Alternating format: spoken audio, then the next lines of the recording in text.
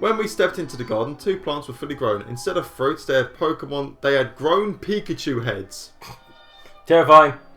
So basically, this is no different to Mario at this point. No. Basically, it's the same.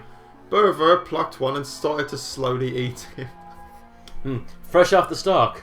Pikachu heads. Homegrown American. My lunch started to rise from my throat, but I forced it back down. Sounds a bit rude. Sounds a bit dirty. Sounds a bit like bum. I would say sounds a bit like me fucking your old man. It's been a while since we've done that. At least 20 minutes, yeah! I tried to turn away from the gruesome sight, but something glued my eyes to the screen. After taking his time, Burver walked over and ate another head. Once he was done, he cast me a wicked smile and leapt out of the garden and forced me to follow. Burver was apparently done messing around. Since he went straight inside, I was hoping he was done and we would just stay inside. I now much preferred the morbid dolls over the body parts, but he wasn't done showing me the world he had created yet. As soon as I can show you the world. Pokemon corpses everywhere. That would have been a really interesting twist on the Disney movie. Burver went immediately back to the back door. Guess who was You know, so we went to the back door. Guess who was forced to follow yet again? Follow through? No. Get it? Yeah. When we went outside, there weren't any more corpses, much to my relief. But the sky was still an ominous blood red. When I tried to go back inside, he wouldn't let me. Burver would just turn and give me a disapproving shake of the head. Didn't say the magic word. So I was forced to stand there. The Viridian forest bus pulled over to Burver and walked up to it without him even clicking it. The transition played normally with the bus riding over the map to the Viridian forest. Oh, When we got there, the whole forest was on fire. God, the forest is on fire. It's just yawn fest the fucking... Yeah, thanks for requesting this, dude. This is fucking awesome. Yeah. Dead Pokemon There's were only laying so everywhere. many jokes about reaming your dad we can make. Dead Pokemon were laying everywhere as the trees burned wildly, their bodies charred black by the flames. Burver seemed unaffected by the blazing fire, 420 blaze. He skipped over the patch of mushrooms. Smoke weed every day. He skipped over the patch of mushrooms in prefer of dank kush. They looked like they were bleeding. Burver ate one without asking for permission, and he gave a satisfying nod when he was done. Well, to be honest, mate, why satisfying should you... crutch. Yeah. He ran over to the bell that starts the Pokemon concert. Instead of Burver being surrounded by Clefairies, he was surrounded by those morbid Pikachus. Using the bells, they played the most haunting and blood-chilling tune that I had ever heard. It was Darude Dankstorm. I was awestruck. It sounded so beautiful, but so horrifying. Like Mac Dixon, reaming your dad. It was high-pitched and made my ears ache, but it was like in a trance, and I couldn't think to turn the volume down. After what seemed like years, the play was finally over. I mean, just turn the fucking TV off, mate. Sure, you know, you ain't gonna get at some point, you're like, you know what, I'm gonna go for. Just play Super Mario Sunshine. I want to go get some Sunny D or something. I'm gonna go downstairs. You know, with Sunny D, I think it's funny because it's like someone just went, right, we want you to make orange juice, yeah, but tastes nothing at all like orange juice. I think I can do this. We want you to somehow create some sort of eldritch flavour that looks like it should be orange juice but isn't. Basically, we want you to get some sugar and some perfume, and then...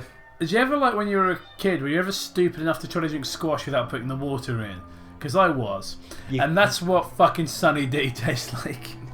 I didn't do that when I was a kid, but I nearly did that by accident one time. I poured some squash into a glass, and then went to go do something else. I sat down, reached for it, and this... That was pretty much what I did, yeah. And like, I was like, that's disgusting. And then years later I tried Sunny D, and wouldn't you know, same thing.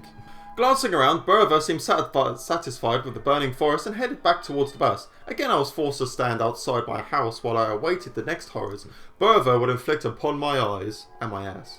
I thought he would want to take the Mount Snowfall bus, but he had other ideas. Instead, he let that bus... No, since he led that bus... No, it is alright. But he had other ideas instead since he let that bus just pass on by. Instead, he decided to take the Cobalt bus next. You know, it would really help if any of us knew what the fuck they were talking about. Same simple transition, same horrifying scene. The beach was littered with pieces of corpses of Pokemon you would normally find roaming around there. The ocean looked like blood, and floating on it were more body parts from dead Pokemon. It then became apparent to me that Then it became really tedious. It then became apparent to me that Bertha didn't like other Pokemon. No shit, Sherlock. What the fuck gave that away? Way to get to the bottom of this case, Robert Downey Jr. After a while, when you're just saying the same shit again, alright, first time, yeah, I get why you're saying there's dead Pokemon everywhere. But after a while, it just gets overly saturated and it's just shit. What do you think? Like all effect. The game glitched and a bunch of really horrible, unexpected accidents happened. It just loses its effects. Like, oh, the sky is the ocean's blood too, and everything's blood. It's great. The sky was blood, and the ocean was blood, and the land was blood, and the blood was blood. Then we played a game of tic-tac-toe. Instead of rocks, we used internal organs for the pieces. Bertha beat me by a long shot, although that was because I couldn't think straight using entrails as game pieces while being surrounded by dead corpses. That's an excuse I used to hear all the fucking time. He laughed when he beat me, like this was normal and supposed to be happening. Then, for a brief moment, a look of regret and sadness swept over his face. I felt a longing to reach out and comfort him, so I used a C-stick to pet him. But as soon as the cursor touched him, his normal infuriated and demented look came back. He ran off over to the fishing area with a little person called me unwillingly following behind him. God, this is fucking over yet. Bertha stood on his rock and threw out his fishing line onto the blood ocean, waiting for a bite. I did nothing, for there was nothing I could do, but he turned and gave me a menacing glare like I was supposed to be helping him. That's when I remembered the bait. I clicked on the jar labelled bait, but instead of chocolate glazed donut, I got a rotting brain. Much like mine at the fucking minute reading this story. It was falling apart and covered in a greenish brown mould, yet it was still throbbing. It's quite rude. Sounds a bit dirty. I quickly tossed it into the ocean. Sounds a bit like bum. Shortly afterwards, Bertha caught something in his line with a great yank. A creature came flying out of the ocean. I swear to God, this creature shall forever haunt my dreams. Prepare for spook. Alright, okay, I'm ready to get spooked. It looked like an oversized dark purple Magikarp. The least fucking terrifying thing I could ever think of in my entire life. But it was foaming at the mouth. While a green acidic blood poured out of his numerous gashes along his body, multiple organs clung to the many spikes sticking out of his body. Parts of his scales had been scraped away like exposing muscle underneath, but some parts of muscle had been what looked like it's been eaten, leaving bones sticking out. It flopped around and gasped for air while disturbing gurgling sounds emitted from its mouth. I'm terrified, I don't know about you. Are we nearly done? How much left? Not much, I hope. I screamed when I saw the vile creature. Bertha turned to me as if he heard me and grinned. He slowly climbed down from a rock, taking as much time as possible to let a wretched creature suffer more. He then started to eat the Magikarp. Fucking hungry, isn't he? While it was still alive, I screamed again. Ah! Why am I screaming out of a video game? I screamed and got covered my mouth as my eyes were forced to watch the gruesome sight. Or you could just turn the TV off, turn the GameCube off, turn everything off, whatever. Right, just so you know, Jacob has basically completely given up, and he's just looking at Trump pictures on his phone. Looking at Trump. You're making it sound weird. Looking at Trump memes. You're making it sound like I'm just looking at selfies of Donald Trump. Trump and his undies, whitey tighties. I'd fucking love to. I'd love that. Toby, just make Jacob start reading it again. His voice is better. What? That's nice. Hey guys, vote in the comments. Whose voice is better, mine or Toby's? Well, clearly it's me. You can't put Matt. No. That's a cheat. That's a cheat. I said his voice is better, as in he's not sore anymore. I mean, it is true you have a better speaking voice. Oh. But it's also not sore anymore from all the. You just keep digging, Matt. You just keep fucking digging, mate. I don't care. I'm going to dig down to China. Yeah. Once he was done with his meal, he turned back to me and made us happy. And smiled a happy, playful smile. I couldn't believe this monster was once my close virtual friend that I looked forward to seeing every day after school. How fucking sad. After that traumatizing event. Oh, come on. If you're going to get traumatized by something happening on the screen in a fucking game which isn't even a horror game. It might be running into Hitler's corpse, or vague one that looks like it. Triggered. After this traumatizing event, triggered, I had to block loads of people on Twitter. Breva cheerfully skipped along down the beach back to the bus stop singing, Pika, Pikachu.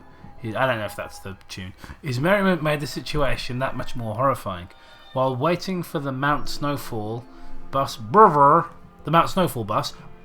stood in the middle of the walkway staring at me, but the commas aren't there, so it's all over the place. His face was blank and showed no signs of emotion. Yes, thanks. I know what face was blank means. No, it's blank like Slenderman. You could delete so many of the sentences in this and make it much shorter because... I mean, it would make it better. It's just like, my job at the Department of Redundancy Department. Even though I knew he couldn't hear me, I whispered, well, why are you doing this? ... A tear started to fall down my face. His tears don't fall! They shut the fuck up. Brother made this world to please you. My blood turned to ice when that message appeared at the top of the screen. Your blood turned to ice. I died immediately. Mr. Freeze had broken my room. This is actually where White Walkers come from. What killed the dinosaurs? A meteor strike! Brother casted me another sick, wicked grin that stretched Possibly a sick skill. cheek to cheek. More tears started to sneak their way down my face. The Mount sneak? Snowfall bus finally arrived. Tears sneak increased to 32. I don't know if I was happy at the sight or petrified at the thought of facing another gruesome scene. Same things as before. Innocent transitions, not so innocent sights. Frostbitten carcasses lay strewn out. Also, even he's like same old, same old. Unpleasantly across the frozen land. Most half buried in snow. Surprisingly, there was no blood or entrails lying about. Oh, it's like become mundane now. There wasn't even any blood. I mean, it's quite a pleasant surprise. This area had a more sad atmosphere than morbid. Brother slowly walked over to where Calculon and Jigglypuff would normally sing. You mean Trigglypuff? But since they were dead, James put Trigglypuff on the screen. Since they were dead and buried under the snow, who knows where, he took their place on the stage. Brother sang the most beautiful sad song I had ever heard. What you say? His harmonious voice sounded like violins playing the most tear-jerking tune I have ever heard. He had a depressed and sorrowful yet focused expression while he sang the tune, which is just what the song sounded like. I couldn't control the tears that started flooding down my face while he sang. My poor emotional heart broke in two listening to this sorrow-drenched melody. Do what you say. After what seemed an eternity, Brother finally finished. He looked me dead straight in the eyes with the most sorrowful, depressed and utterly hopeless expression anyone had ever seen. God, this is boring! I longed so much to hold him in my arms and comfort him, but he quickly turned away. Gay seal! Really, why though? Because of facial expressions, ignoring the fact that he's killed basically all the Pokemon, all 700, all 720 no-scope, however the fuck how many there are now. I assume he's killed them all anyway, and you still want to give him a hug after basically killing all of these innocent things. Oh, it looks so sad. Well, you see, he didn't know any of them personally, so it's okay. You can forgive murderers if they don't kill anyone you know. Eat a dick. Not just all the dick, all the Pokemon dicks that he killed. We stood in front of the ruins of truth. For many moments, Brother just stood dead still while staring at the ruins. Then he glanced at me, a deep, meaningful look in his eyes, and ran outside. It was jet black inside. It was pitch black, you might say. To be. That's Vin Diesel, the final boss. He used the thunderbolt to light the electric flowers, which caused the entire ruins to light up. What are those electric flowers called? They zap buds. Why is all it along the walls, ceiling and floors, many different words written in blood. Help me, why? I must die, kill me, it's so cold, I'm so lonely. Trust in these nuts. Come back, why can't I die? Why is it with these always when it comes to fucking lost video game fucking things or whatever it is, trying to make it look edgy and stuff, they always go on and fucking on all into these detail about stuff you're supposed to know. It's like they assume you know. It's going to be so creepy as to someone who hasn't even played the fucking game. How am I supposed to know what the fucking Mountain of Truth, where the fuck it is, I've already forgotten, looks like? To be kind of fair, like they probably don't expect, like, you know, if you have no interest in Pokemon, then you're probably not going to read a Pokemon story. We're just the dumb arseholes who are reading it to make fun of it. Shut up, Matt, and your logic. Brother walked over to the other side of the ruins where the true or false tablet stood. I was forced to click on it. Brother was abandoned by his best friend years ago to be replaced by a new best friend and was left to rot alone in this virtual world. True or false? I finally understood what all this meant. All the thing the audience figured out an hour ago. All those words from the beginning written on the walls. They were from Burver. This was all my fault. I left him, my best friend, to die alone. No, he couldn't even die if he wanted to. Who's that Pokemon?